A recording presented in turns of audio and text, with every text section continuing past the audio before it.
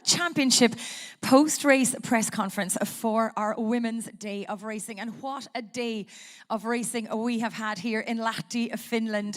Before you, we have your podium finishers, and we're going to introduce them to you right now. In fifth position, her swim time was 26:12. Her bike time, 2:11:45. Her run time, a 1:19:58, for an overall time of 4 hours and 32 seconds. Representing Canada, Olympian Paula Findlay in bib number 2, finishing in fifth position here with us this morning. Representing the United Kingdom, her swim was 26 minutes and 17 seconds. She biked a 2:11:47 and she ran a 1:17:52 for a total finish time of 3 hours, 58 minutes and 35 seconds. Congratulations to Emma Pallant-Brown. In third position, representing Switzerland, she swam a 24:53. She biked a 2:10 flat and ran a 1:20:29 for a total finish time of 3:57:56. Congratulations to your third placed finisher, Imogen Simmonds in bib number 33. In second position, representing the United Kingdom, she swam at 26:06. She biked at 2:11 and she had the fastest run split of the day so far, a 1:16:38, finishing with just 51 seconds to spare over third place and a total time of 3:57:05. Congratulations to your second placed finisher, Kat Matthews.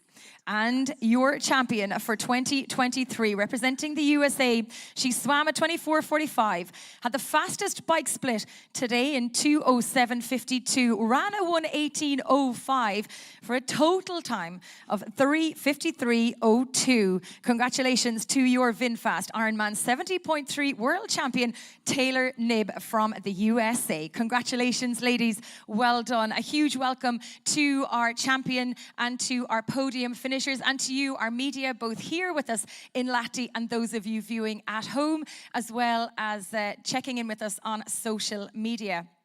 So I'm going to start with Paula. An incredible day of racing for you today. Paula, talk us through the race day. That's my question.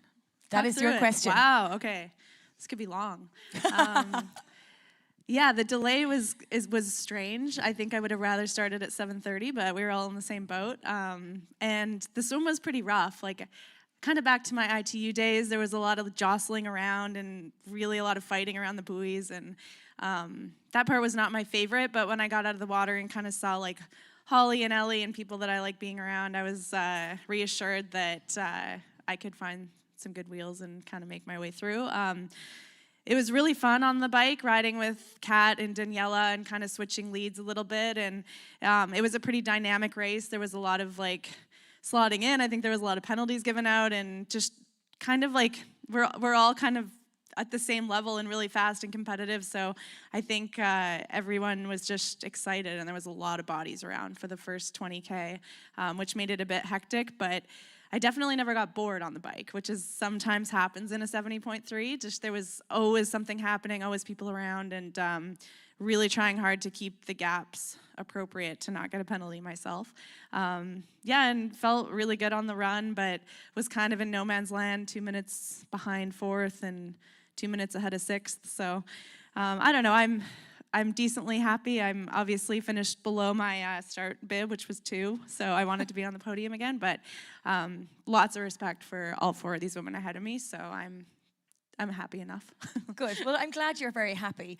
Paula, we spoke before the race about the importance of you coming into this race very relaxed. You had posted about sometimes the pressure can get too much. How do you think being relaxed coming into your World Championship race today helped you get back on the podium to the top 5?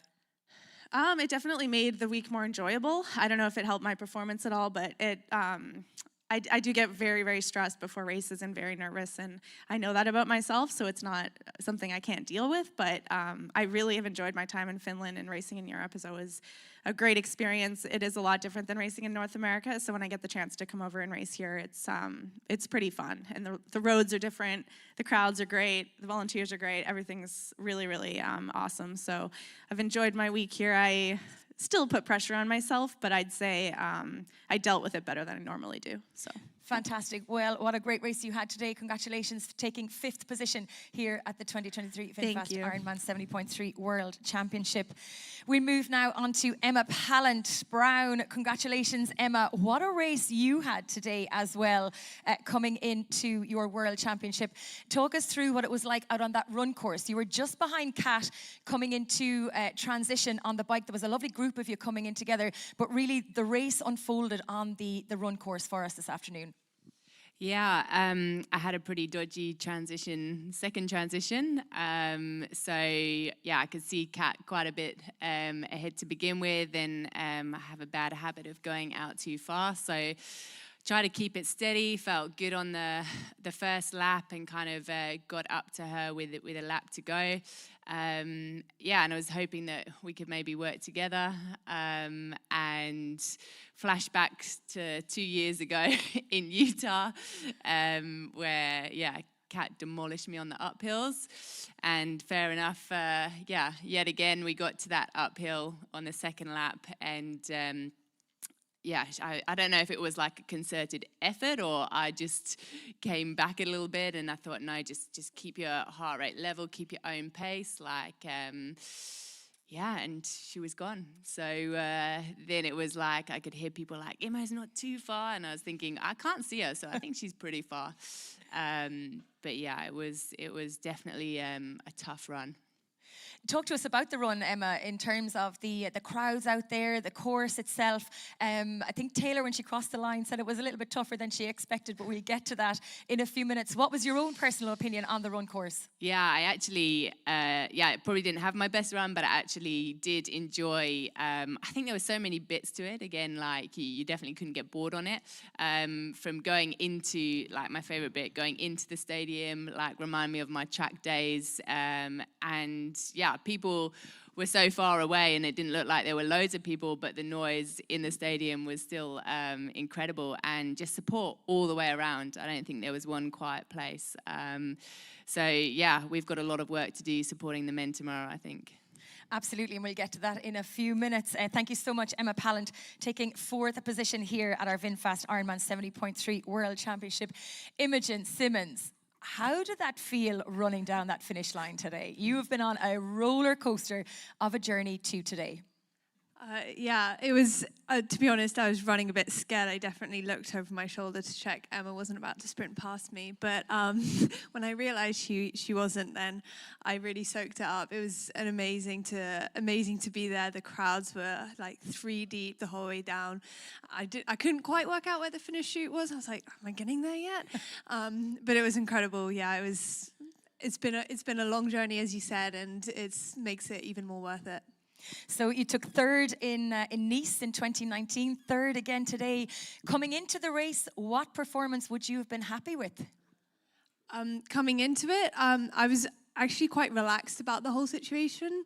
So yeah, I've kind of done a month of racing and done 3 halves or middle distances in the last 4 weeks.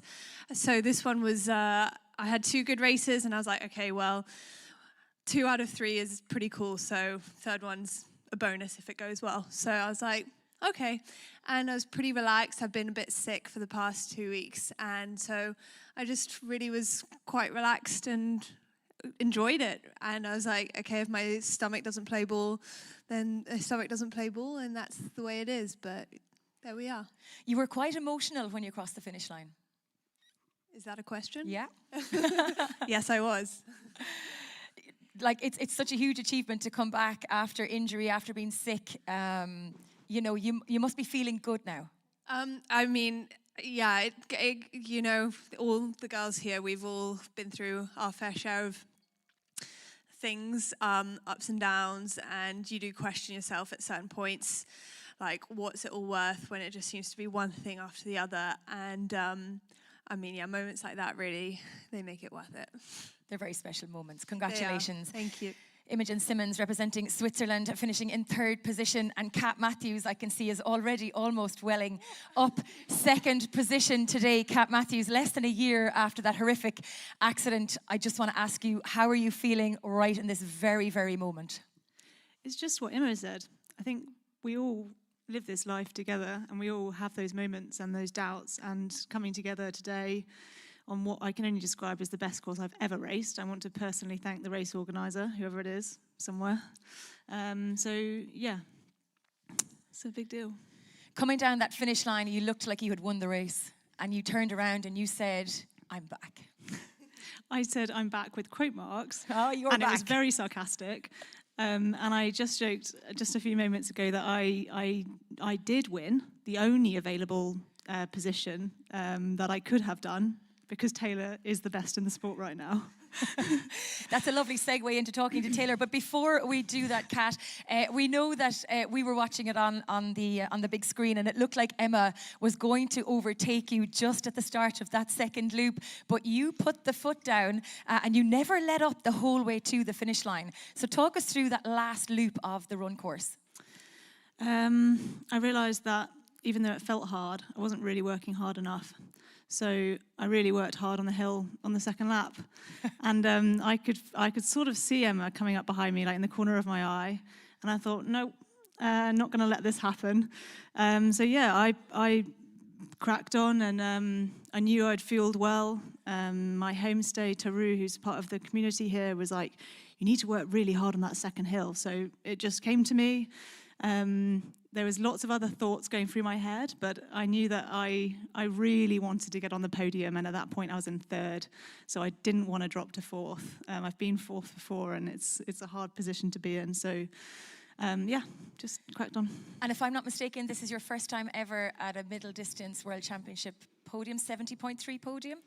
If you're counting podium as top 3, then yes. If you're counting it as the top 5, then I came fourth a couple of years ago. Top 3. Congratulations, Kat Matthews, finishing second here today at our Ironman 70.3 World Championship. And then on to our double Ironman 70.3 World Champion. Now, Taylor, I'm not sure if you're aware of this, but provisional results indicate that you have achieved an overall Ironman 70.3 world best time based on our provisional results. Just 1 second off the time that Laura Phillip performed and achieved at Ironman 70.3 in Dubai. Wait, so faster or slower? You are faster. Okay. By 1 second. This is, on this course, this is a provisional, based on the provisional results, this is what I have been told. So double Ironman 70.3 world champion. That has a nice ring to it. Yes, thank you. How are you feeling? Well, I'm really sore. I'm really tired. I'm excited to take a shower, but I guess that's probably not what you want to ask right now. I'm really grateful to be here. Last week was a big race for me, and that was like kind of to just check that box and satisfy that goal for the year. And then this is kind of my dessert this week, like in terms of it's just icing on the cake. And so to be here, to be healthy, to be ready to race, and to execute a great race, I couldn't ask for anything more. So you say you executed a great race, but talk us through how it all unfolded for you and how you were feeling throughout the race, because it must have been pretty lonely out at the front on the bike on your own from pretty much the, kind of the second half of the bike. You were pretty much on your own all the way to the finish line. Well, I don't think we care about how we feel. We're professionals, and so the aim is to get to the finish line as fast as we can, and that's not, I could probably think back and think about how I was feeling, but that's not really relevant. I was just trying to do the best that I could in each moment and keep moving forward. So you're now the double Ironman 70.3 world champion. You've qualified for the Olympics. It's going to be an incredible 2024 for you. Well, I hope so. You never know. I mean, this sport is unpredictable, and so you're just grateful when you're healthy and fit and able to make it to the start line. And so I'm just really grateful to be here and trying not to think too much into the future. Fantastic. And Taylor, one final question for you. At the pre-race press conference, Paul asked, if it wasn't you that would win today, who would it be? And you chose Kat Matthews. So how good does it feel to now have Kat Matthews sitting right beside you in second position today? It was great, and actually my second choice was Imogen, so I was thinking about that, because it's a great podium, but it was a great race, and I think every year the 70.3 Worlds or any World Championship is unpredictable, and so you just never know, and it takes showing up on the day. Absolutely. Well, you certainly showed up on the day. Our VinFast Ironman 70.3 world champion for 2023, Taylor Knibb from the USA. Thank you so much for answering those questions for me. We're now going to open the floor to our audience that are here with us, our media that are here with us. So if you would like to ask a question, please raise your hand and please state the name and the media affiliation. If we have any questions from the room. Yeah. Just your name and where you're from. From Triathlon, I'm just interested, Taylor, in knowing at what stage in your career you realized you had a bit of a special engine.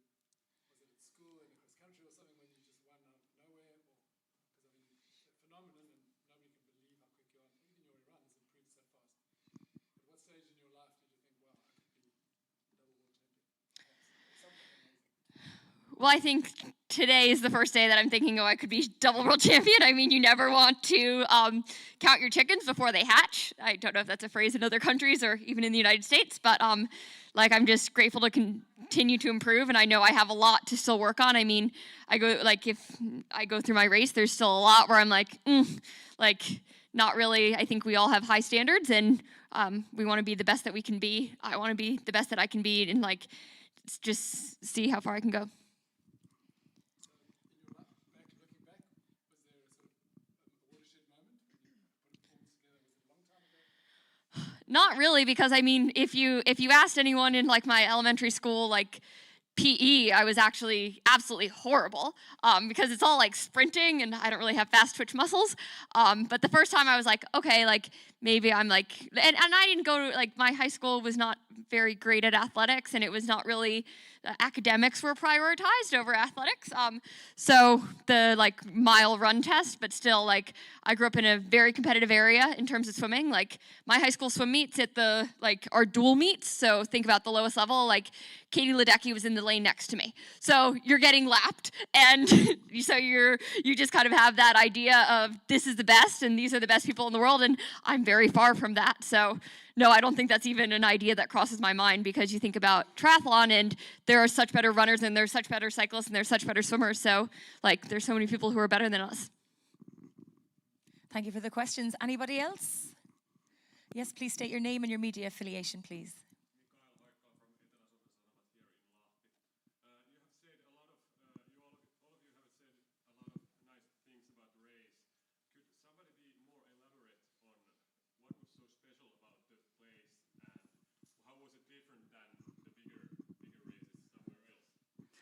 I'll just start, if that's okay, and then pass the microphone.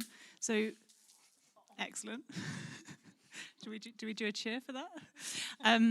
I was privileged enough. I wasn't going to be able to attend this race because I couldn't find accommodation.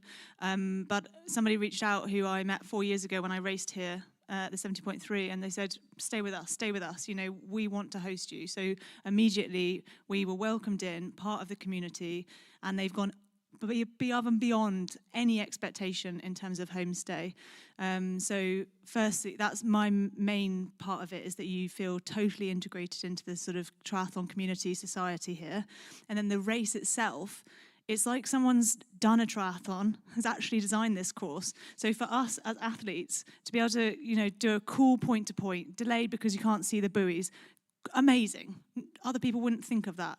Have pro transition separate. You know, there was so many elements of the course and the sort of the details of it that really brought it together. The bike course, like Paula said, I don't think there was 2 minutes when I thought, oh, this is a bit tough, because you're constantly thinking, oh, there's another hill. Oh, there's 12 meters. There's another hill. You know, so you're just constantly enjoying it in a way. And the same for the run. The community came out 3 deep. We you know, it was incredible. So that's my 2 cents. Thanks, Kat. Anyone else want to add to that? I can add. Thanks, Paula. The resident.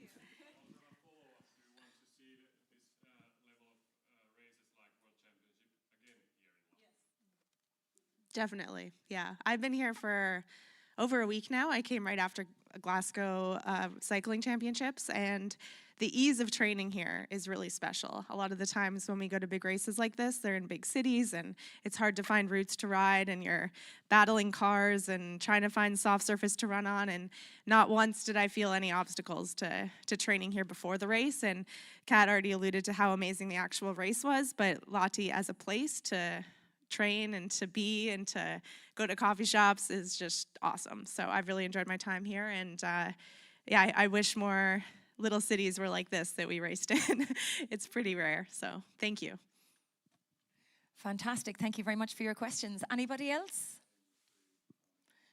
Yes, go again. No, just for Kat and Paula, I think in particular, you've both come back from horrendous, potentially career-ending injuries, and you've both been successful since then. Obviously, yours in a crash and yours in a pelvic, sort of years ago. Yeah. But a lot of athletes, a lot of amateurs would come back from that either fearful and sort of perhaps slightly giving themselves excuses to slow down when they think the going gets tough. Obviously, no one wants to go through what you guys have been through, but you've somehow, I imagine, used that to in a benefit in a way that you've realized how much you love it, missed it, and to be compassionate and feel your bodies, and sort of the silver lining of coming back potentially even stronger than you were before you almost potentially could have left the sport. Yeah, I feel like I can't compare myself to Kat in any way for this, but I have had injuries from running, particularly when I was younger, and had a good ITU career, but then definitely were several years where I didn't have any good results and was constantly injured and anemic and struggled a lot. But I'm really fortunate that I found 70.3 racing. It's almost a different career than ITU racing, and triathlon's really lucky in that we have that opportunity to continue racing after our Olympic years. So went to the Olympics in 2012 and never imagined I'd still be racing triathlon 10 years later, but having the opportunity to switch to long course and have a different focus and find some success in something that's related but also totally new really helped keep me in it, and it's the reason I'm still here. So. Thanks, Paula. I think, Kat, the question was directed to you also. Could you just clarify what you're asking? Sorry. How potentially you could use having had a debilitating sort of crash. Okay. Something that gets you down, but I'm going to be the way you made it I'll be a bit blunt. I've said this once before. I don't think, and this is super cringe, please take this with a pinch of salt, fracturing your skull, your spine in two places, your sternum, your rib, and your pelvis could ever make you stronger. So no, I find it really hard, the idea that you come back stronger, not from my incident when the guy hit me with his car while I was cycling along. The mental struggle is still bothering me sometimes. It's very occasional. It's about 2 weeks ago, I actually had a bit of a panic attack. I was just on the turbo with Mark, trying to be better in my aero position, and it's totally unacceptable, like in our world as professional athletes, totally unacceptable to allow your emotions to really, be so all-consuming. So for me, no, I'm not stronger. I just think that I'm really able to appreciate and be grateful for the smaller moments that we're able to be part of. So yeah, I've become a little bit more emotional with my sort of what I want out of the sport. And yeah, I think that's Thank you, Kat. enough. Yeah, thank you very much. And thank you again for the question. Anybody else in the room with us here would like to ask a question? Before I give one final question to our female professional athletes. Will we start with Paula? We have another day of racing ahead tomorrow. Who do you think, based on today's racing, today's course, what you've experienced out there, who do you think will be our VinFast IRONMAN 70.3 world champion in the men's race? I'm a bit biased because I'm Canadian, but I'd love to see Lionel have a good race. I think it's really a cyclist course, as Taylor showed us today. So strength on the run, too, and I think he has that. So the swim really stayed together more than I thought it would, so I think Lionel could have a good shot. Okay, fantastic. Same question to you, Emma. I think I'm going to go for someone I'm affiliated with as well, my KDEX buddy, Christian. I think he's, pretty strong at the moment. I think he'll be tough to beat. Okay, Imogen? I was going to say Christian as well, but that's boring. But he had a good race in Singapore, so maybe. But maybe I'd love to see Fred Funk have a good race. I think he's going to be, he's aero as, and I think this course could really suit him. He's not afraid of going hard on the bike and making the others hurt a bit. Fantastic. And Kat? Honestly, this is not fair. I would love Lionel Sanders to win, because then the three of us would be a good one for Pallant-Brown. I'm second choice with Fred Funk, and now I'm completely flustered. I don't know who else is. That's quite okay. You've answered top. the question. I've got no one else. Give me some. Who else is racing? Who? No. Ben Canute, Mickey. No. You don't like any of them? Got nothing. No, I'm just going to stay strong, and I'm going to pick Freddie Funk. And then Taylor, we'll give the final word to you. Who is your podium pick for world champion tomorrow?